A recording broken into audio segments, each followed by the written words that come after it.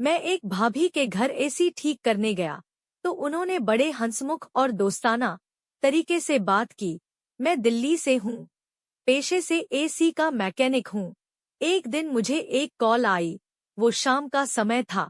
उन दिनों गर्मी बहुत थी। मैंने फोन उठाया और हेलो बोला। दूसरी तरफ से एक प्यारी आवाज आई, हेलो, आप एसी सुधारते हैं ना? मैंने उन्हें बताया, हाँ जी, क्या काम है? उन्होंने मुझे फोन पर ही अपने एसी की समस्या बताई। मैंने कहा, जी, वो देखकर ही समझ आएगा कि दिक्कत क्या है। उन्होंने कहा, हाँ तो आप आ जाइए और समस्या ठीक कर दीजिए। उन्होंने मुझे अपने घर पर एसी ठीक करने आने के लिए बोला। मैंने भी खुशी से बोला, जी जरूर, आप सेवा करने का मौका दें। उन्होंने हंसकर कहा, सिर्फ सेवा से ही एसी ठीक कर देते हो या कुछ चार्ज भी लेते हो? जब वो हंसकर बोली तो मैंने भी हंसकर कह दिया, जी, घोड़ा घास से यारी करेगा तो खाएगा क्या? वो बोली, चलिए मैं आपको अपने घर का पता भेज रही हूँ। मैंने भी हंसकर कहा, जी, मैं आपके पते का इंतजार कर रहा हूँ। फोन कट गया और कुछ ही पलों बाद उन्होंने मुझे अपने घर का पता भेज दिया। उसी दिन देर शाम को मैंने उनके घर पर विजिट की।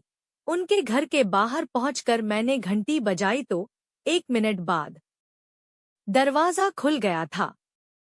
मैंने कहा, आप मुंतजिर मैडम? उन्होंने जवाब दिया, जी। आप कौन? मैं फरमान हूँ। आपका फोन आया था। वो मुस्कुरा दी और बोली, अच्छा वो? मैं हंस दिया, जी हाँ, आपका सेवक। उन्होंने मुझे अंदर आने का इशारा किया। मैंने पूछा, एसी का ढेर किधर है? वो बोली, मेरा एसी उधर लगा है। मैं उस तरफ को गया और एसी को चेक करना शुरू कर दिया। तभी दरवाजे पर किसी के आने की हलचल हुई। ये मुंतजिर के शौहर थे। मैंने उनकी तरफ देखा तो मुंतजिर ने मुझे बताया कि ये मेरे शौहर हैं। उनके शौहर उधर से किसी दूसरे कमरे में चले गए। कुछ देर बाद मैंने मुंतजिर से बोला, मैम, आपका एसी कल ठीक हो पाएगा? उन्होंने कहा, कोई ढास वजह? मैंने कहा, हाँ, कुछ दिक्कत है। आज इसे सही करने के लिए जिस सामान की जरूरत है वो अभी मेरे पास नहीं है और अब बाजार से भी अभी नहीं मिल सकेगा। मैंने देखा कि मुंतजिर का चेहरा लटक गया था। फिर एक पल बाद उन्होंने कहा, आप हमारा एसी कल जरूर ठीक कर देना, गर्मी के दिन है, बहुत परेशानी है। मैं वहां से निकलकर अपने घर पर आ गया। उस रात मुझे नींद ही नहीं आ रही थी।